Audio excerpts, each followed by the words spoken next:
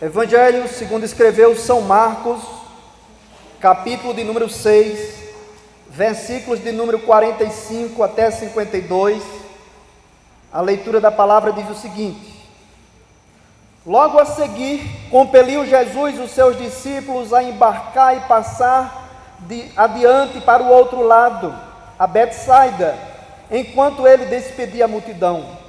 E tendo-os despedido, subiu ao monte para orar. Ao cair da tarde, estava o barco no meio do mar, e ele sozinho em terra. E vendo-os em dificuldade a remar, porque o vento lhes era contrário, por volta da 4ª vigília da noite, veio ter com eles, andando por sobre as águas, e queria tomar-lhes a dianteira. Eles, porém, vendo andar sobre o mar, pensaram tratar de um fantasma e gritaram, pois todos ficaram aterrados à vista dele. Mas logo lhes falou e disse: Tende bom ânimo, sou eu, não temais. E subiu para o barco para estar com eles, e o vento cessou. Ficaram estes entre si atônitos, porque não havia compreendido o milagre dos pães, antes o seu coração estava endurecido. Então louvado seja o nome do Senhor pela sua palavra. Vamos orar mais uma vez. Senhor da glória, eis-nos aqui, ó Pai, estamos diante de Ti, diante da Tua palavra, e necessitamos de ouvir a Tua voz ainda mais nessa noite. Então nos ajuda, esclarece as nossas mentes. Senhor, aqui os discípulos estavam com os seus corações endurecidos. Se tem algum coração endurecido aqui nessa noite, eu quero pedir ao Espírito Santo que esse coração seja moldado, seja amolecido por Ti, para que essa palavra vá de encontro a essa pessoa, para que essa palavra surta o efeito pela qual ela está sendo enviada. Então, ó Deus, eu peço que o Senhor me capacite ainda mais. Sou apenas um instrumento nas Tuas mãos. Toda glória, todo louvor e toda adoração é o Senhor, mas que o Senhor possa fazer em mim a Tua vontade e o Teu querer, e também em toda a Tua igreja. Que cada pessoa que entrou aqui nessa noite, Senhor, se ela chegou com falta de fé, que a fé dessa pessoa seja fortalecida. Que se essa pessoa chegou desestruturada emocionalmente, que o Senhor toque a alma dessa pessoa, toque o intelecto, toque a compreensão dessa pessoa, e essa pessoa possa sair daqui curada, restaurada, fortalecida, transformada, impactada pela Tua palavra, impactada pelo Teu Santo Espírito. Assim, desde já, Senhor, nós queremos repreender todo o mal, repreender tudo aquilo que por acaso queira atrapalhar o Teu fluir, tudo aquilo que por acaso, Senhor, queira bloquear a ação do Teu Santo Espírito. É assim que nós repreendemos em nome de Jesus, e cremos que o Senhor está conosco, e que o Teu nome vai ser exaltado e glorificado mais uma vez nessa noite. É assim que nós oramos e Te agradecemos desde já, em nome de Jesus. Amém e amém. Glória a Deus. O texto, ele tem como título, aqui na minha Bíblia, Jesus anda por sobre o mar. O versículo de número 45, ele inicia dizendo, logo a seguir é o quê? Aquilo que passou antes. O capítulo de número 6, eu pude observar hoje que ele pode ser dividido basicamente em 3 fases. A primeira fase é a fase da incredulidade daqueles que eram conhecidos por Jesus, do versículo 1 até o versículo 6. O texto diz que Jesus, ele não pôde fazer milagres, diz o versículo 5, não pôde fazer ali nenhum milagre, senão curar alguns poucos enfermos, por causa da incredulidade daquelas pessoas. Ali era onde Jesus foi criado, em Nazaré. Então aqueles conhecidos eram incrédulos. A segunda parte do capítulo 6, do versículo 7 até o versículo 29, fala sobre a incredulidade dos inimigos de Jesus, os fariseus, os hipócritas.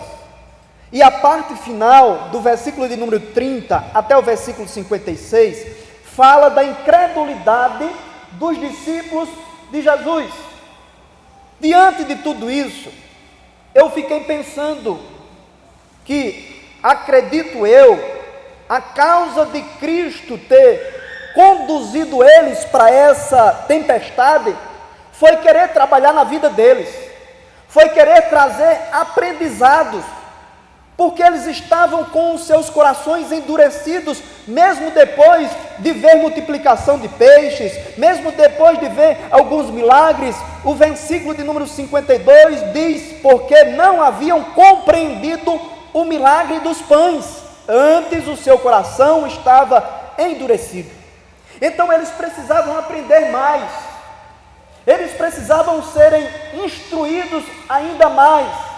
E uma das formas de Deus nos ensinar é através das tempestades, através das lutas, através das aflições, através das dificuldades. Claro que não queremos passar por isso, é doloroso, é sofrido, mas é uma das ferramentas, uma das formas de Deus nos ensinar. Se chama tempestade. Mas mesmo no meio da tempestade, eu quero dizer a você, não pare, não desista, insista, é porque Deus está querendo lhe ensinar alguma coisa, então não pare de remar. Compreender essa linha de pensamento não é tão fácil, porque hoje se tem uma ideia de que crente não passa problema, não passa dificuldades, não passa aflições. Estão querendo implantar isso. Estão querendo colocar a terra como se fosse o céu. Nós só não vamos ter sofrimento quando estivermos no céu. Então, de certa forma, não é tão fácil compreender algumas aflições, compreender algumas lutas. Talvez você esteja aqui nessa noite e diga: eu estou orando, estou buscando ao Senhor, estou clamando, estou me consagrando, estou me esforçando para andar em santidade, faço tudo isso, participo da obra de Deus, venho para a igreja, e mesmo assim, com tudo isso, eu tenho tantos problemas, eu tenho tantas lutas, eu tenho tantas aflições, tenho tantas dificuldades, e eu não estou entendendo, eu não estou compreendendo. Deus, às vezes, não está preocupado em nos dar explicação. Deus, Ele não está preocupado em fazer isso, mesmo que nós tenhamos os nossos questionamentos, mas o pensamento de Deus está muito mais elevado do que os nossos. Às vezes nós pensamos que já estamos maduros, às vezes nós já pensamos que chegamos num nível que não precisamos melhorar mais. Aí Deus então chega e diz: não, eu não quero que você fique apenas nesse nível, eu quero te levar num nível maior de intimidade, de comunhão comigo. Então o que é que Ele faz? Ele nos leva a uma situação que a gente é obrigado a buscar mais ao Senhor. Entender a tempestade de Jonas é muito fácil. Deus mandou com que ele fosse pregar em determinado lugar, e ele não foi, ele desobedeceu, ele tomou um rumo ao contrário. Quando Deus nos diz algo, e então nós tomamos uma decisão que é contrária, e passamos por algum tipo de crise, algum tipo de tempestade, até isso é compreensível, é fácil de entender, por causa da desobediência, e ainda é para dar glória a Deus, porque Deus está querendo trazer de volta, Deus não quer perder. Então Deus proporciona uma tempestade para que a pessoa se arrependa, para que a pessoa se coloque com a cara no pó, para que a pessoa se humilhe, para que a pessoa confesse o seu pecado e se volte a Deus. Então, de toda forma, a tempestade, ela tem que ser positiva nas nossas vidas. E nós olhamos muitas das vezes pelo ângulo errado. Olhamos pelo ângulo errado e não desfrutamos, não extraímos aquilo que Deus tem para as nossas vidas. Logo a seguir, logo depois disso, destas coisas, compeliu Jesus os seus discípulos a embarcar e passar adiante para o outro lado. A minha versão diz compeliu. Eu fiz questão de verificar, de examinar o sentido dessa palavra compelir. Algumas outras versões têm, por exemplo, como forçou, obrigou. Então não foi escolha deles. Tem algumas tempestades que nós entramos em primeiro lugar, por conta da desobediência. Em segundo lugar, por conta dos acontecimentos naturais do dia a dia. O crente pode se envolver num acidente de trânsito de repente, porque o trânsito ele é imprevisível. O crente pode passar por desemprego? Pode. O crente pode adoecer? Pode, de acordo com as circunstâncias do mundo. Nós não estamos imunes a pegar, por exemplo, uma gripe. Todos nós passamos por isso. Então é por conta do pecado, por conta de questões do dia a dia, e em terceiro lugar, porque o próprio Deus nos coloca nessa situação, nos força, nos conduz, porque Ele quer tratar alguma coisa. Eu não sei se você já olhou por esse ponto de vista, mas eu quero te chamar nessa noite a olhar um pouquinho por esse ponto de vista, que talvez a tempestade que você está enfrentando, seja Deus te colocando num nível mais elevado, Deus te forçando a você se aproximar mais dEle. Então Jesus compeliu os seus discípulos, eles foram obrigados, eles foram forçados, e ali eles começaram aquela navegação para o outro lado, a Betsaida. Betsaida é uma palavra hebraica que significa casa de peixes, e lá vão eles.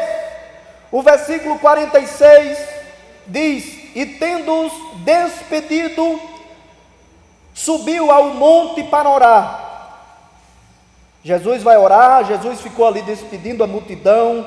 Quem sabe Jesus estava preservando os discípulos ali de algum tipo de acontecimento. E ao cair da tarde, o versículo 47, estava o barco no meio do mar, e ele sozinho em terra. Vamos parar aqui mais um pouquinho. No meio do mar. Esse mar eu quero aplicar como representando o teu problema, o meu problema, as nossas dificuldades. Talvez você esteja, quem sabe, saiba, no mar de doenças, no mar de dívidas, no mar de falta de compreensão dentro do lar, no mar de desentendimento no casamento. Então esse mar simboliza dificuldade, e o texto ainda vai dizer que o vento era contrário, tudo é contrário, e você busca o Senhor, você clama a Deus, e até então Ele não vem solucionar esse problema. Parece até que Cristo não está vendo a sua situação, mas eu quero dizer que no versículo de número 48 diz: e vendo-os em dificuldade a remar. Jesus está vendo a sua dificuldade. Jesus, Ele conhece o seu limite. Jesus conhece até onde você suporta. Então Ele está dizendo a mim e a você nessa noite: ei, aguente mais um pouquinho, suporte, reme. Remar significa para as nossas vidas orar. Continue orando, continue buscando, continue insistindo, continue clamando, continue esperando em mim, que eu vou chegar na hora certa, eu vou chegar no momento certo. Não pense que Jesus não está vendo essa sua dificuldade. Ele está vendo sim, Ele vê toda a sua dificuldade. Essa tempestade aqui, ela é um pouco diferente da tempestade que Marcos registra no capítulo de número 4, nesse mesmo evangelho de Marcos. No capítulo de número 4, ele fala de uma outra tempestade, dos versículos 35 até 41. Nessa outra tempestade, Jesus está no barco, está dormindo. Na tempestade de Marcos, capítulo de número 6, Jesus não está no barco, Ele está observando de longe. O que é que isso quer falar para as nossas vidas? Que a tempestade vem, mas Ele não age da mesma forma. mas tanto faz ele estar no barco como ele olhando de longe. O que importa é que ele vai chegar para acalmar a tempestade. O que importa é que ele vai chegar para fazer um milagre na tua vida, na minha vida, na tua família, no teu casamento, nos teus filhos, nas tuas finanças, na tua saúde. O que importa é isso, independente se ele esteja no barco ou não. Mas para o nosso Deus não há limites. Não há uma regra, não há uma receita dele agir da mesma forma na minha vida e na tua vida. Ele age de maneiras diferentes. Se você espera ele agir de uma forma, mas ele pode a qualquer momento agir de outra maneira, agir de outra forma. Talvez a solução não venha de onde você está pensando, talvez não venha como você está pensando, e talvez não venha na hora que você está pensando, mas ele promete que a solução e o milagre ele faz para a glória dele e para o louvor dele. Para o outro lado, vamos seguir. E Cristo diz a você e a mim também nesta noite: siga, não pare, não largue o remo, não pule do barco, mas espere em Jesus. Espere no Senhor, não se desespere. Vendo-os em dificuldade remar, porque o vento lhes era contrário. O vento contrário trouxe uma dificuldade muito grande para eles remarem. Eles se esforçaram, eles se esgotaram. A tradução aqui no versículo 48, na minha, vendo-os em dificuldade. Em algumas versões diz que eles estavam fadigados, se fatigavam. Essa expressão eu fui olhar também em alguns significados. Eles estavam atormentados, eles estavam aflitos, e aquilo significava uma tortura. Talvez isso que você está enfrentando seja uma tortura. Você está aflito, você está atormentado, você está sem forças, mas eu quero dizer que nessa noite eu tenho uma palavra de Deus para a tua vida, dizendo: não solte o remo, porque Cristo está chegando. Aos nossos olhos parece até que se demora, porque esperar com tanto sofrimento não é fácil. Mas o texto diz que por volta da 4ª vigília da noite, Jesus veio ter com eles. 4ª vigília da noite. Eu fico pensando a expectativa daqueles discípulos. Aonde está Jesus? Onde Jesus está que não nos socorre? Porque a demora também, ela nos traz um peso.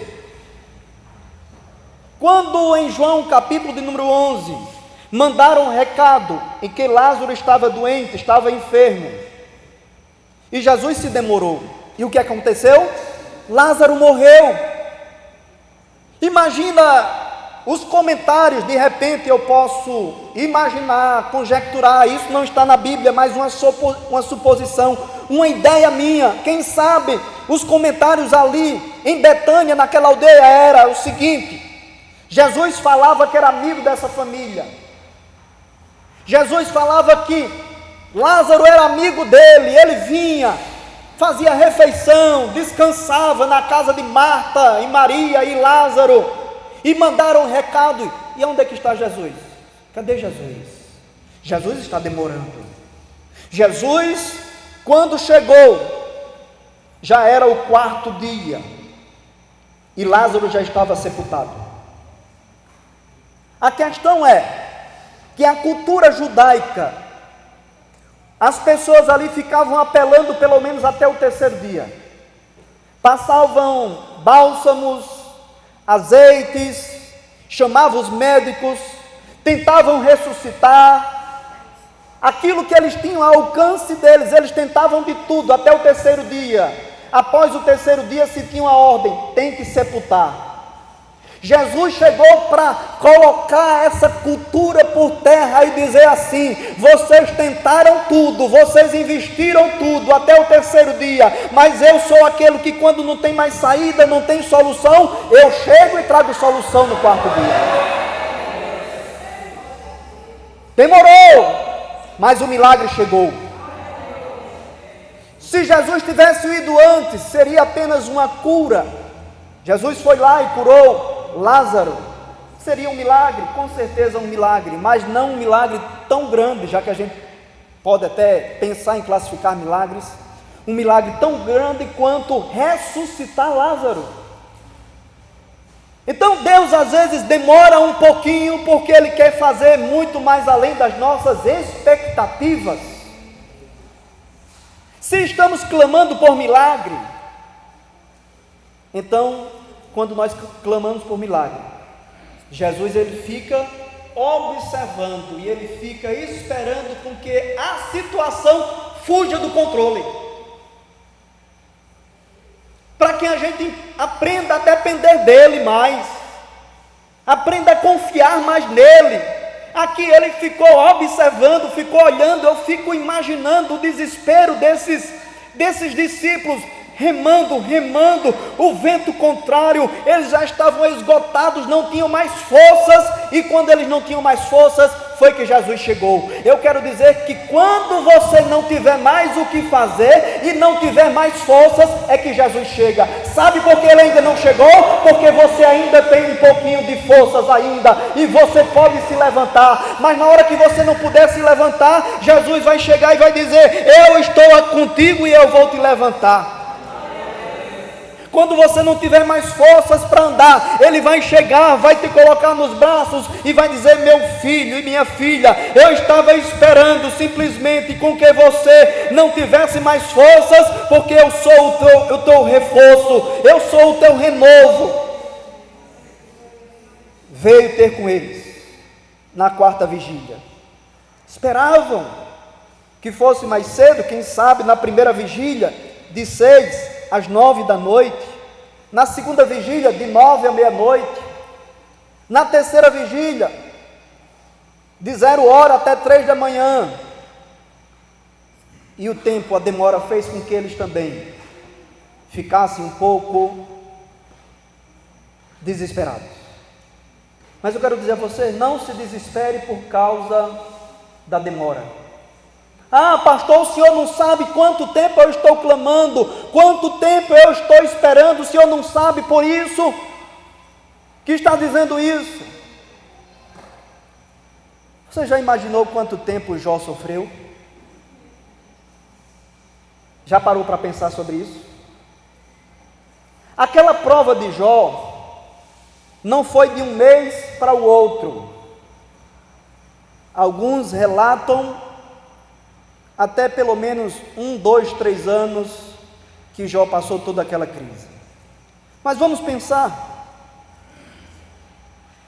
sobre isso. Jó, um homem que a Bíblia apresenta ele como temente a Deus, reto, que se desviava do mal, um homem íntegro realmente, um homem que servia ao Senhor, um homem que oferecia sacrifícios por causa dos pecados da sua família, um homem como esse, de repente ele entra em uma tempestade. De repente, tudo parecia que ia muito bem, e às vezes isso é assim nas nossas vidas. Tudo parece que vai tudo muito bem, de repente a crise e a prova batem na porta.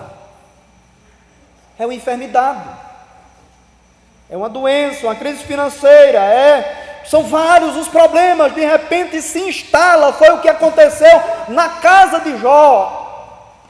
Em todos os aspectos, Jó foi provado, porque o diabo, ele estava tentando insinuar que Jó só adorava a Deus porque Jó tinha dinheiro, porque Jó tinha bens, porque Jó tinha filhos saudáveis, porque Jó tinha a sua esposa. É como se o diabo quisesse insinuar que Jó era um crente interesseiro, que Jó fazia barganha com Deus, só servia a Deus porque Deus dava alguma coisa em troca a ele. O texto de Jó, do livro de Jó, mostra que tudo isso foi tirado, tudo isso foi descartado. Quando, por exemplo, Jó perdeu todos os seus bens, Jó continuou adorando a Deus. Quando Jó perdeu os seus filhos, a dor foi tão grande que Jó se lançou em terra. Eu fico pensando que a dor foi tão grande que ele não teve forças. Ele se lançou em terra, adorou o Senhor e disse: bendito seja o nome do Senhor. O Senhor deu, o Senhor tomou, louvado seja o teu nome. Então Jó não servia a Deus por causa dos bens, Jó não servia a Deus por causa dos seus filhos, Jó servia a Deus porque ele era o verdadeiro adorador. Agora, eu não quero dizer que mesmo por conta disso, Jó não entrou em desespero por conta da demora.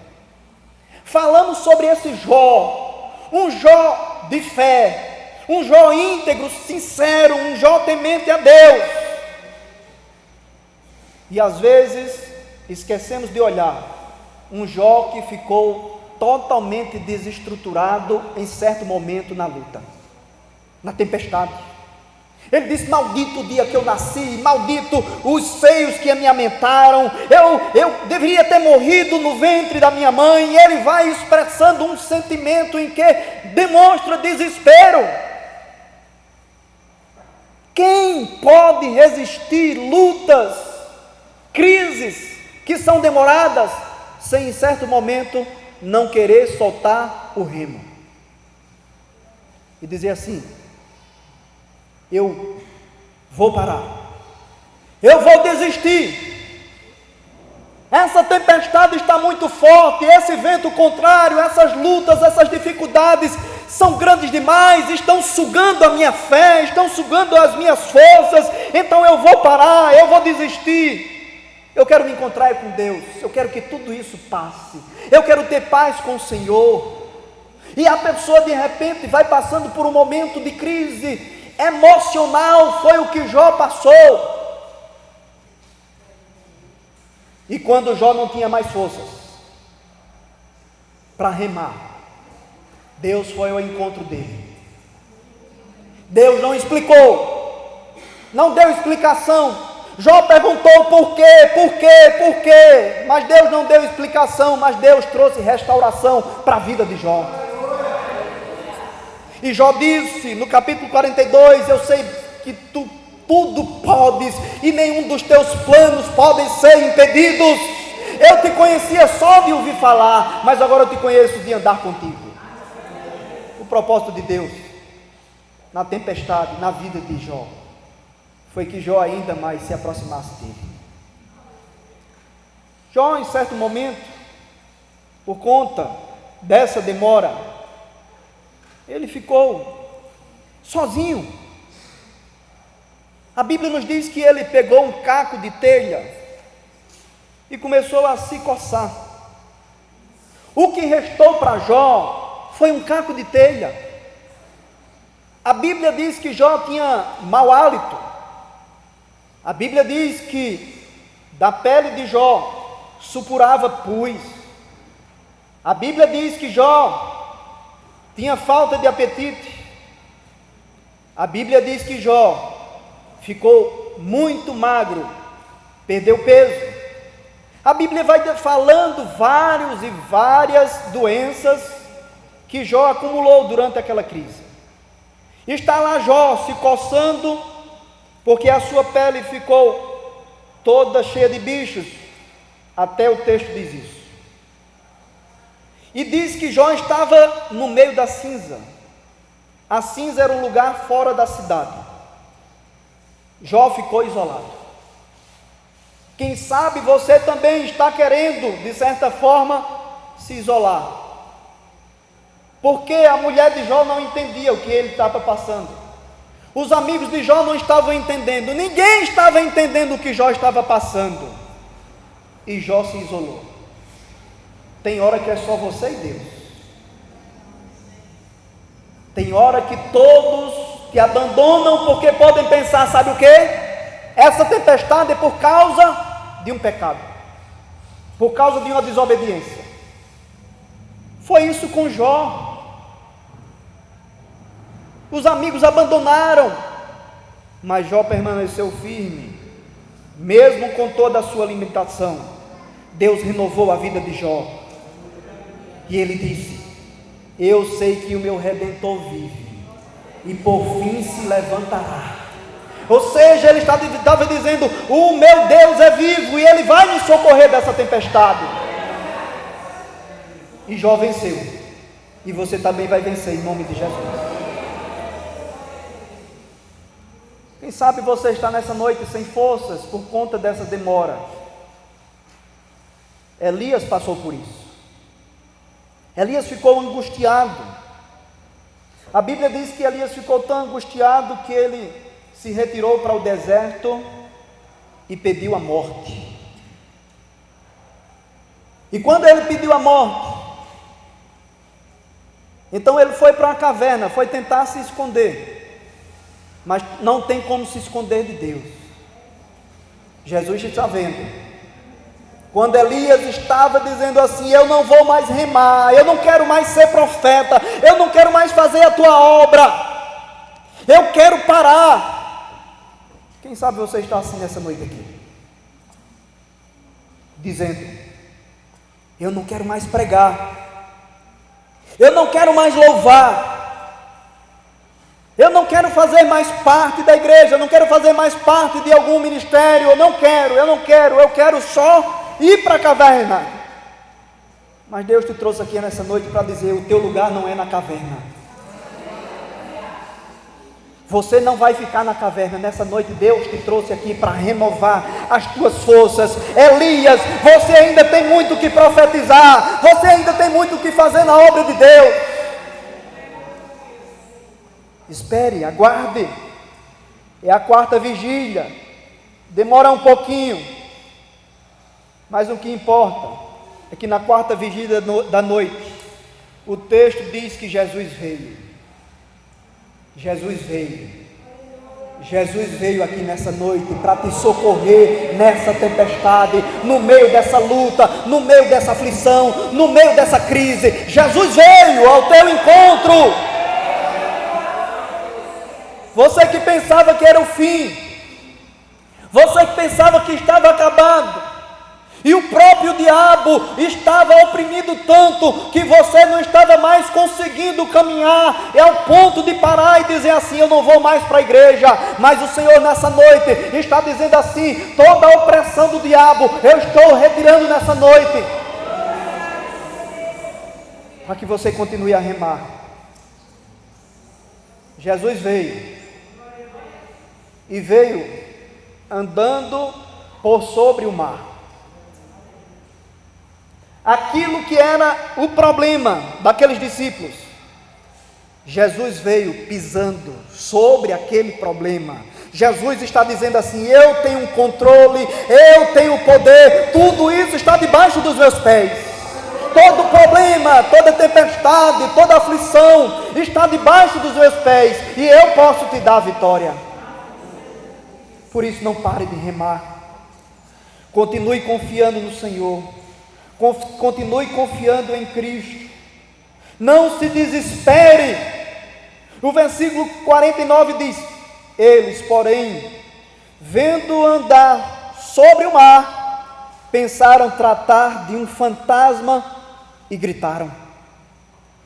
Eles ficaram apavorados, ficaram desesperados. O que é isso?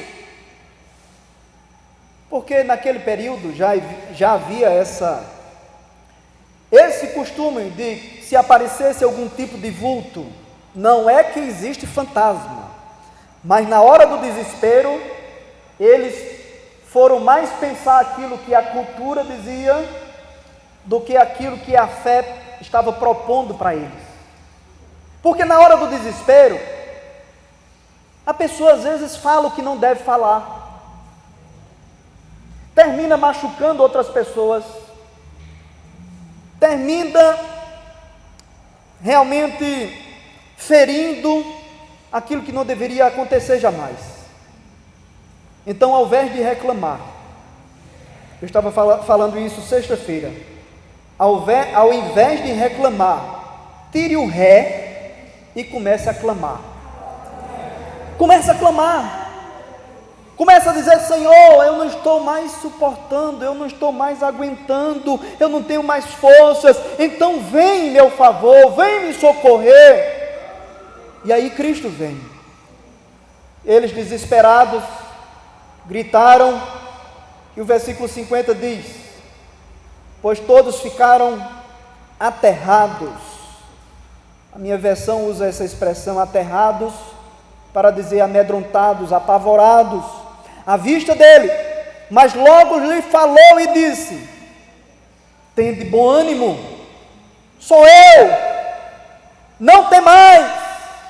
Jesus chegou ali para acalmar a pior tempestade. Sabe qual é a pior tempestade? Aquela que acontece dentro de nós. Muitas das vezes a pior tempestade não é o que está ao nosso redor, mas é o que está na nossa mente, o que está no nosso coração, o que está no nosso interior, os nossos sentimentos.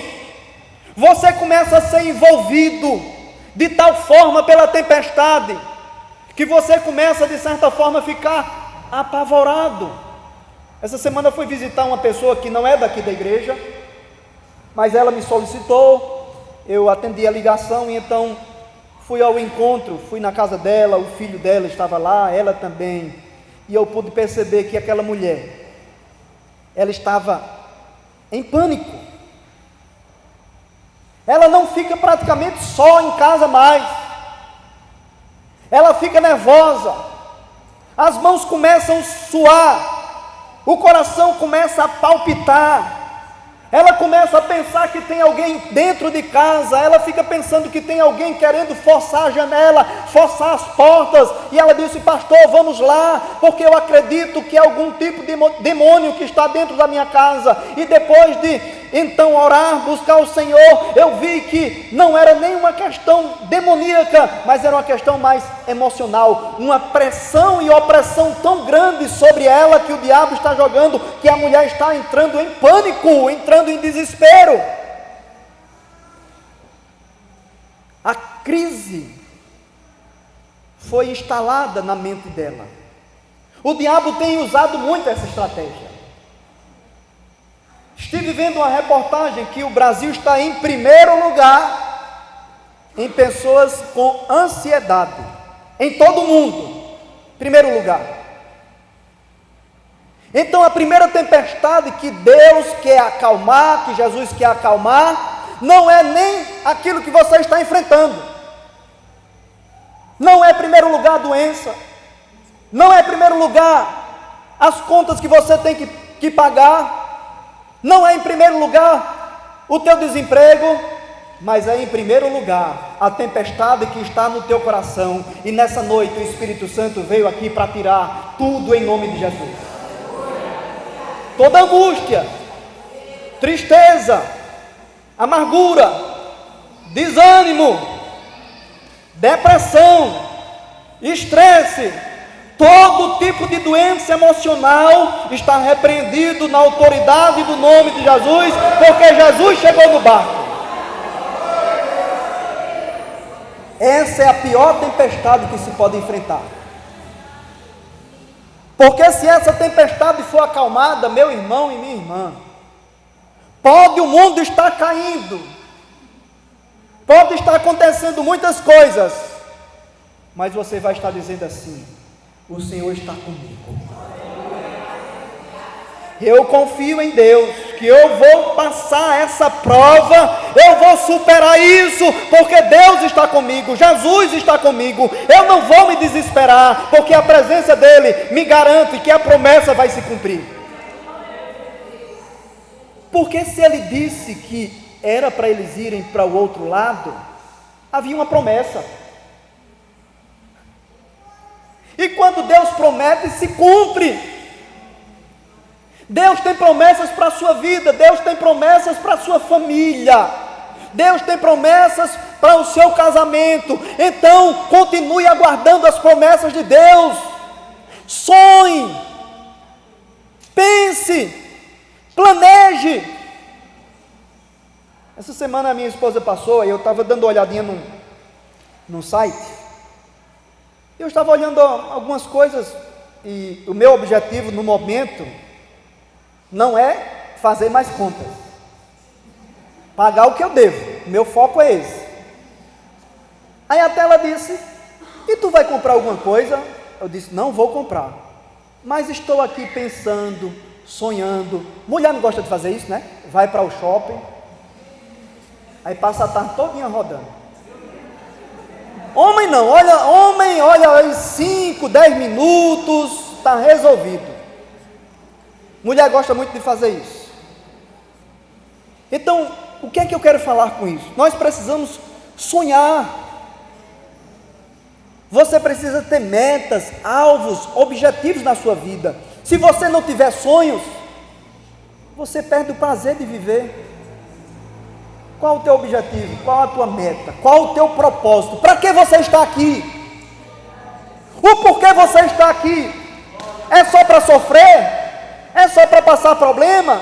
Não, nós passamos problemas, sofremos, mas a nossa maior alegria se chama a salvação em Cristo Jesus. Então o meu sonho é um dia me encontrar com Ele e vê-lo face a face. Então tudo isso não vai ser significativo, tudo isso vai se tornar tão pequenininho. Essa leve e momentânea tribulação, como Paulo diz, tem um peso eterno de glória. Então olha para a glória, olha para o céu, olha para o futuro e diga assim: vale a pena eu continuar remando, vale a pena eu continuar, eu não vou desistir, o diabo não vai me tirar daqui não,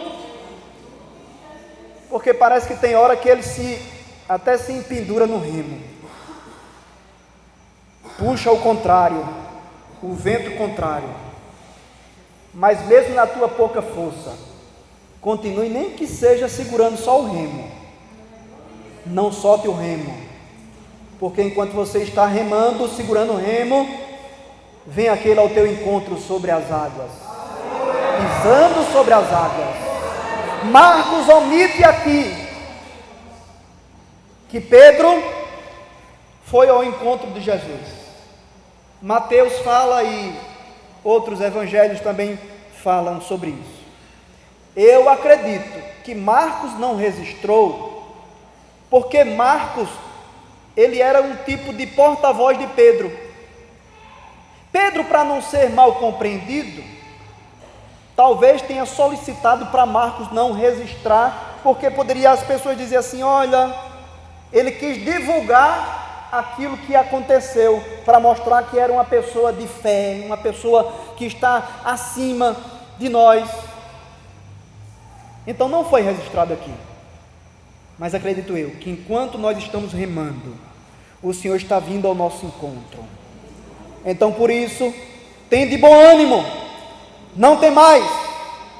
Eu quero pedir que você diga isso à pessoa que está ao teu lado: tenha bom ânimo, não tem mais. Tenha bom ânimo, não tem mais. Tenha ânimo, tire essa tristeza em nome de Jesus, tire essa amargura em nome de Jesus.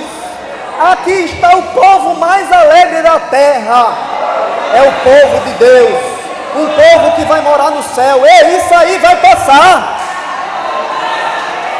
isso aí vai passar. Aleluia. Glória a Deus, louvado seja o nome do Senhor. Vai passar, vai passar. Agora que nós possamos aprender, no meio dessas tempestades, as lições que Deus quer nos ensinar. Vamos concluir. O texto, no versículo 51, diz: e subiu para o barco para estar com eles, e o vento cessou. Subiu no barco para estar com eles, e o vento cessou.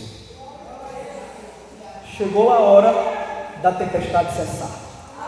Oh glória! A tempestade tem fim. Porque Jesus chegou e subiu no barco. E quando Jesus chega, alguma coisa tem que acontecer. O vento cessou. Esse teu vento vai cessar. Essa tua crise vai cessar em nome de Jesus. Ficaram entre si, atônitos, diz o finalzinho do versículo 51. Eles ficaram maravilhados. Eles ficaram espantados. Primeiro, Jesus acalmou a tempestade do coração, a tempestade interna, e agora ele acalma a tempestade externa. Primeiro, Jesus acalma o teu coração. Você sair daqui firme, forte, alegre, crendo, dizendo assim: eu não vou temer, o Senhor está comigo. E depois que sair daqui, creia que as demais coisas que forem necessárias para Cristo fazer na sua vida, Ele vai fazer. Aquilo que for necessário. Ao ponto de você e outras pessoas ficarem maravilhadas, espantadas, atônitas. Eu fico pensando assim, eu queria poder ver algumas cenas. Se Deus pudesse revelar assim, eu queria ver agora a expressão facial mara desses discípulos. A expressão deles admirados com a tempestade que cessou, com o desespero que passou, que a crise foi solucionada e a promessa se cumpriu. Eles chegaram do outro lado. Quando a promessa se cumprir na sua vida, muita gente vai ficar de boca aberta, porque muita gente está pensando que você vai morrer nessa tempestade. O próprio diabo está pensando que você vai desistir, mas quando você chegar do outro lado, vai ser vergonha para ele, e é vergonha para ele você está aqui nessa noite, porque ele tentou de tudo para te fazer parar, tentou de tudo para te matar nessa tempestade.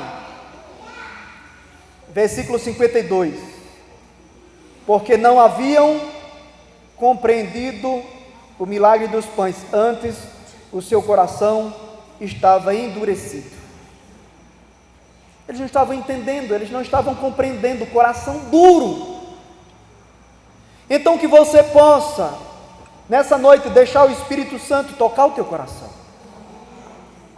Se você não está entendendo, se você não está compreendendo, eu quero dizer e finalizar com duas palavras: